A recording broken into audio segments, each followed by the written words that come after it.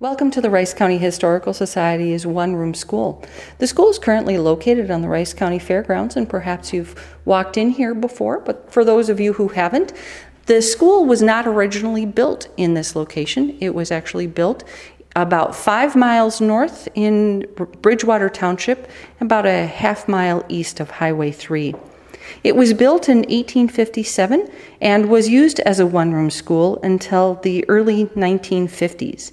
In 1954, the Rice County Agricultural Society, which ran the Rice County Fair, purchased the school for $206. At that time, it was moved to the Rice County Fairgrounds and was originally maintained by the Fair Board, but in about 10 years after it was moved, it was maintained by the Rice County Historical Society. In 1954, at the time of the move, one of the earliest teachers who taught in this school from 1884 to 1888 shared some of her early experiences. She was born in 1866 in Cannon City and was a teacher, as I mentioned, from 1884 to 1888, which meant that she was only 18 years old when she began teaching here.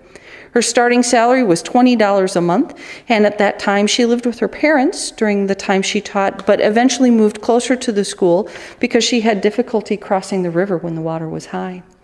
At the time, the only thing necessary in order to become a teacher was to pass a teaching exam given by the school board itself.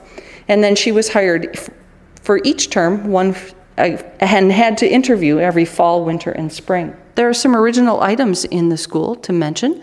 In particular, in the corner is the school stove. It's not actually that big. It has a metal jacket around it that would have helped prevent accidental burning from bumping up against the red hot stove itself. In addition to that, the jacket would actually help more evenly radiate the heat throughout the room.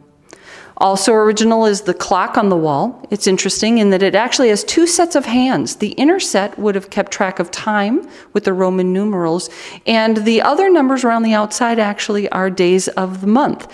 And the clock only had to be wound once a month, of course, by the teacher of the time.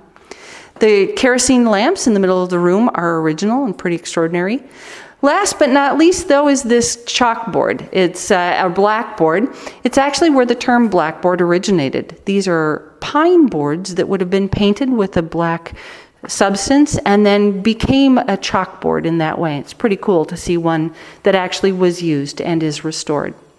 Rice County Historical Society, preserving the past for future generations.